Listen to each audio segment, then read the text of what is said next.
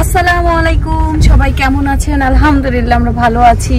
তো এখন দেখতে পাচ্ছেন গাড়িতে, আব্বুর গাড়িতে আমরা হচ্ছে এই যে চারজনেই দেখেন, আমার দুই ভাই বোন, আমার হাজবেন্ড, আমি ড্রাইভিং শিখছি আরো আগে, কিন্তু তাকে নিয়ে আর ঘোরা আমাকে নিয়ে ঘোরা হয়নি, নিজে নিজে ঘুরছে। আব্বুর গাড়ি কয়েকবার সে চালাইছে। তো ইনশাআল্লাহ আমরা গাড়ি কিনবো, আমাদের ইচ্ছা আছে। তো এর আগে হচ্ছে পাকাপোক্ত তো হইতে হইব, ঠিক না বলেন? এনার লাইসেন্স আসবে হচ্ছে নেক্সট মান্থে। তো এর আগে একটু মানে এলাকায় ট্রায়াল দিয়ে দিয়ে শেখা হয়ে গেছে, এখন লাইসেন্সের অপেক্ষায়। তো দেখানো হয়নি কখন আপনাদের, যে আমার আসলে ব্লগটাই কন্টিনিউ করা হয় না, এজন্য অনেক কিছু শেয়ার করা হয় না। লাইফের অনেক চেঞ্জেস চলে আসছে বাবু হওয়ার সাথে সাথে। তো ছেলেকে রেখে আসছি নানা নানির কাছে, দাদা দাদির কাছে, সবাই আছে ছেলের কাছে, আর আমরা সবাই ঘুরতে বের হইলাম। আর ওই দেখেন পেছনে দুইটা মারামারি করতেছে, এই দুইটার কাজই হলো মারামারি করা, বুঝছো?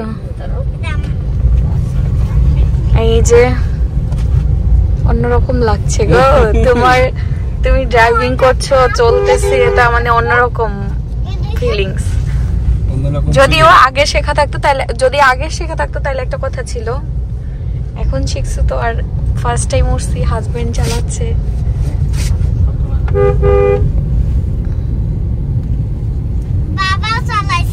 তো ঘুরতে ঘুরতে আমরা ডিসিশন নিলাম আমরা কোথায় যাব, রিসোর্টে যাব।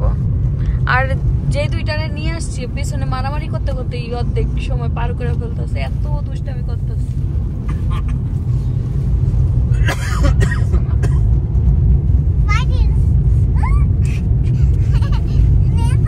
আসলে কি ধরো গাড়ি যে কোনো জিনিস হাতে শিক্ষা যেগুলো, হ্যাঁ তুমি ট্রাই করতে থাকবে, অবশ্যই হবে।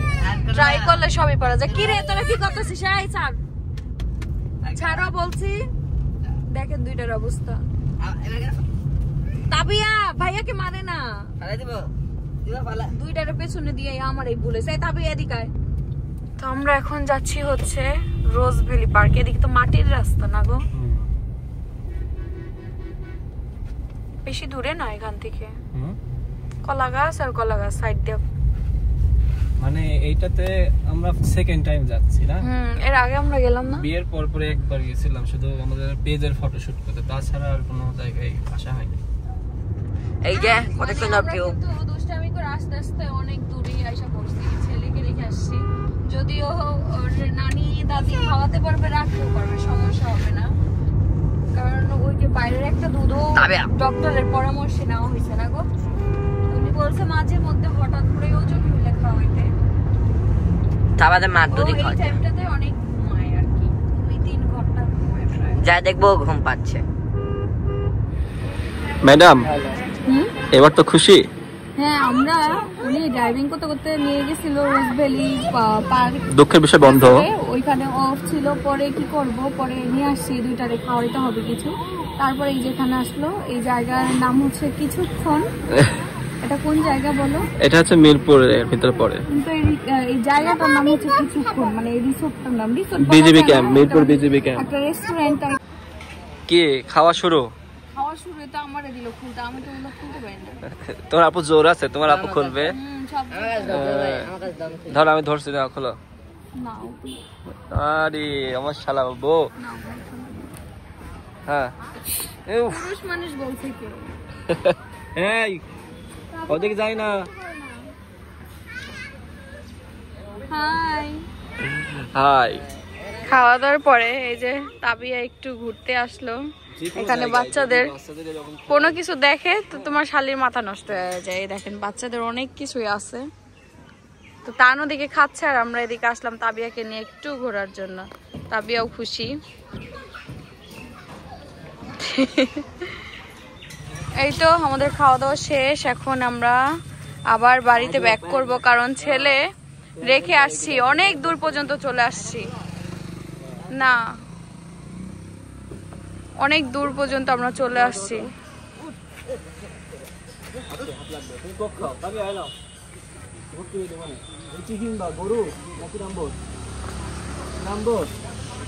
তো আমাদের ঘোরাঘুরি শেষ। ওই যে উনি আসতেছে, তান্তাবিয়া দৌড় মারছে।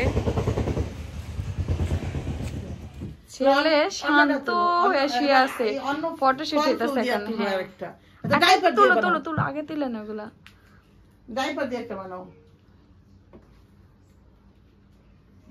কি সুন্দর করে গুড বয়ের মতো শুয়ে আছে, আর এদিকে ফটোশুট হইতেছে।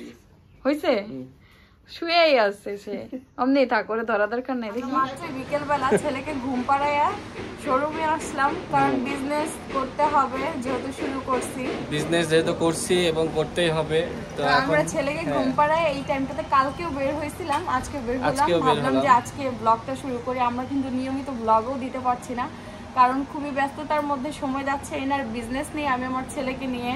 তো এখন বিজনেসে ব্যাক করতেছি, ব্লগ এখন কন্টিনিউ নাও থাকতে পারে, তবে আমরা ট্রাই করব ইনশাআল্লাহ। হ্যাঁ, শোরুম আমি একদম অসুস্থতার মধ্যে আমার শোরুমটা ওপেনিং হয়েছিল, নতুন শোরুম। তো এই যে আমার শোরুমে যে কি সুন্দর সুন্দর কালেকশন এখন আসছে, নতুন নতুন কটন সব ধরনের থ্রি পিস এখন তোলা হয়েছে।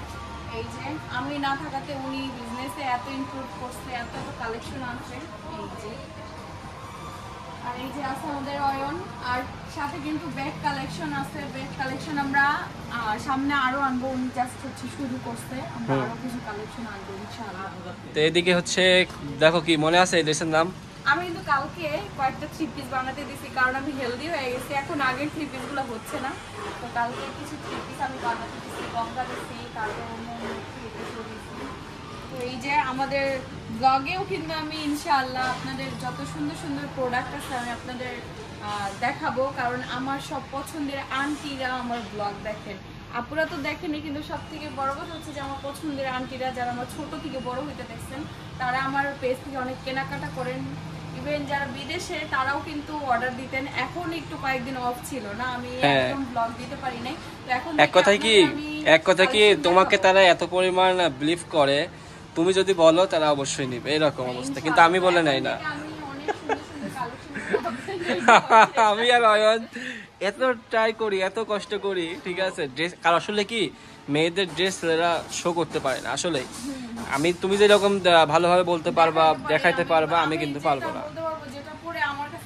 আরাম লাগবে, হ্যাঁ অবশ্যই অবশ্যই। না না না। আর আমার পেজে কিন্তু সবসময় আমি রুচিসম্মত ড্রেস দেওয়ার চেষ্টা করি, যেন পরে মানুষ আরাম ফিল করে। এটা আমি সবসময়, দেখতেও সুন্দর, পরেও আরাম, আমি দেখি।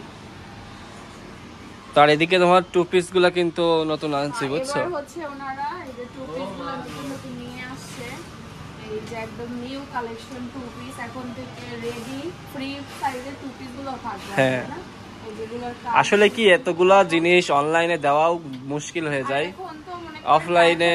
হ্যাঁ, ছেলেকেও টাইম দেওয়া লাগে, বাট আমরা এখন যেহেতু বিজনেস করতেছি, মানুষ রাখবো ইনশাআল্লাহ, সবকিছু যেন আপডেট দিতে পারি, সেই কাজটাই করবো। কারণ যেহেতু আমাদের বিজনেস, এটা এদিকে ফোকাস দিতে হবে। এখন শোরুম থেকে যাব, থ্রি পিস কিছু শুট করে দিলাম দেবরকে, চলে যাই। দেবর ও মা গো টাটা, দরজা খুলে দিও মা গো, খুলে দিও মা গো, চলে যান, বাই বাই, টাটা ও মা গো, টাটা ও মা গো। এখানে হচ্ছে চাদর কিনে নিয়ে আসছে আপনার ছেলে দুইটা,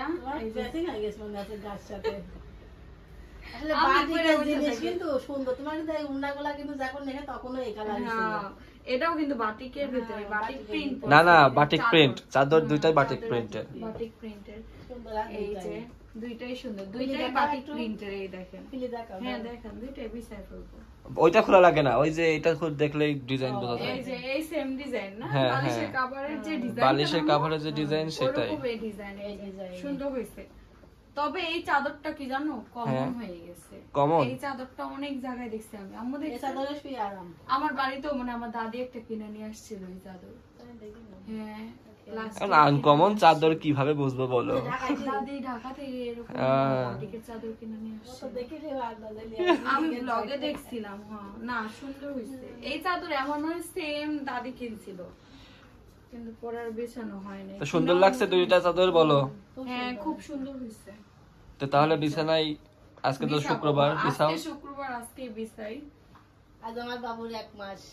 হ্যাঁ, আর ছেলের এক মাস হয়ে গেল, আলহামদুলিল্লাহ। আলহামদুলিল্লাহ। দাদি কি বলে? আমাদের থেকে দাদির শখ বেশি। রাত্রে কি কাটা হবে? ওরে বাবা, আমার হলো ঘরের পোলা, বুঝেছো? আমার তো কত শখ তুমি জানো না। সত্যি আমাদের থেকে তার দাদির বেশি শখ, দাদির ভালোবাসা বেশি, আর থাকেও দাদির কাছে বেশি।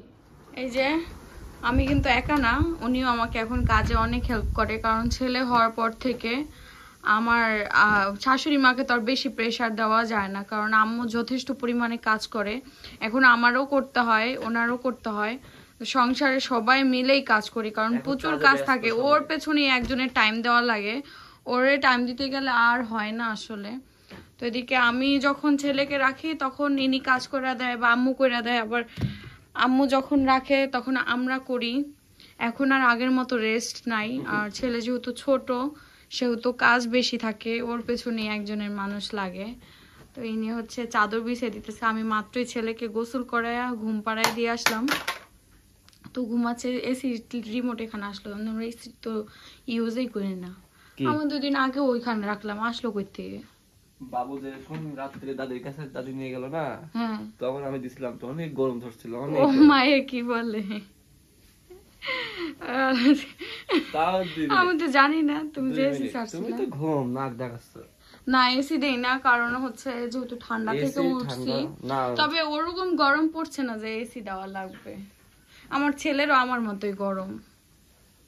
আগে এই জায়গাটা ঝাড়ু দিতে হবে, দাঁড়াও ঝাড়ু আমি নিয়ে আসতেছি। এই যে এই জায়গাটা, মা কা বেটা, এই যে আমাদের সংসার, এই যে আম্মু এখন রান্না করতেছে, আর আমি মাত্রই ছেলেকে ঘুম পাড়ায় দিয়ে আসছি। দেখেন ছেলে ঘুমাইতেছে, আমার ছেলে ঘুমাচ্ছে, আর এই যে ওর কাপড় টাপড় ধোয়া হয়েছে।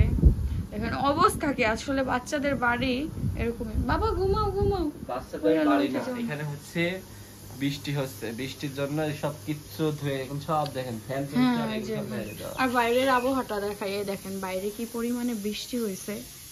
এই যে বৃষ্টি অনেক যে হইতেছে তা না, তবে ঝিরি ঝিরি কিছু বৃষ্টি আসছে না। এই যে বাইক ও ঘরের ভিতরে দেখেন অগোছালো অবস্থা একদম। আর এখন প্রায় টাইম এরকম হয়ে থাকে, কারণ আমরা ওই ধরেন এক কাজ করলে আরেক কাজ করা হয় না, আর ইনিও হেল্প করে। তবে ইনি না থাকলে যে কি করতাম আল্লাহ জানে। হেল্পফুল হাজবেন্ড আমার। কি হচ্ছে দুইজনের? এই যে আজকে আম্মু যে মুরগি রান্না করবে, হ্যাঁ, সোনালী মুরগি নিয়ে আসছে 2টা, আর এই যে মাছ নিয়ে আসছে। কি মাছ এটা? আমাদের এখানে বলে ঘাড়ি মাছ। ঘাড়ি আপনারা বলবেন ঘাইরা মাছ বলে, কেউ ঘাইরি মাছ বলে, ঠিক নাই। এটা সঠিক ভাষায় কি বলে? আমি তো বইতে কোনো ঘাইরা মাইরা কোনোদিন পড়িনি। বয়স কোনোটাই থাকে না। মাছ মাছ কত প্রকার আর আমরা তো জানিই না মাছের নাম। সঠিক, আপনারা সঠিক। আমরা নদী এলাকার লোক, আমাদের এদিক ঘাইরি মাছই বলে।